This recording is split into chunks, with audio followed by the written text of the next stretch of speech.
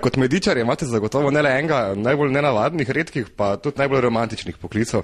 Pa me zanima, če je vaše delo približno tako sladko, kot so vaši izdelki. Delo je sladko, če ga delaš, če ga opravljaš z veseljem. Dočim romantično je pa mogoče zaradi tega, ker izdelujem lestva srca.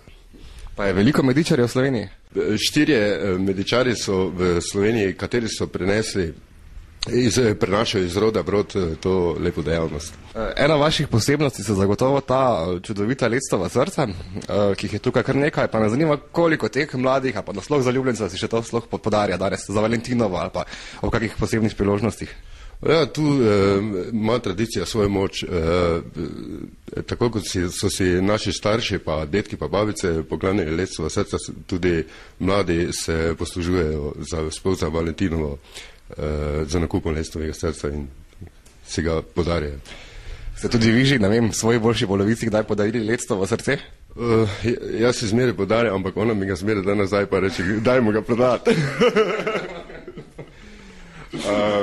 Lectova srca so, ne vem, samo slovenska posebnost ali to najdemo še kje druge? Lectovo srce boste najdli dejansko tu v srednji Evropi, ne?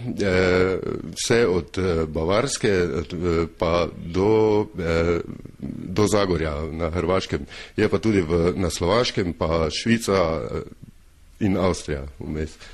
Obstaja, ne vem, kak ima recimo vsak medičar svoj posebni recept, kak skrivnostni recept, ali je to, ne vem, enotna receptura po vseh teh krajih? Dejansko obstaja enotna receptura, je pa normalno, ker je pač to ročno delo, vsak pač prije do določenega spoznanja, kaj izboljšati, sploh pri medenjakih.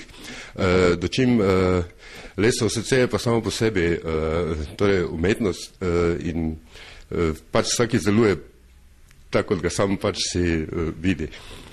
Zdaj, bistvo teh src pa je zagotovo tisti verski razsredini ali pa ogledalce, recimo, ne? Zanima, odkot ti verzi? Obstaja kakšen točen določeni verzi, ki spadajo na ta srca, si jih sami izmišljujete, kakšnega, kdaj sami sestavite, odkot so? Jaz sem po očetu podedoval veliko teh verzov.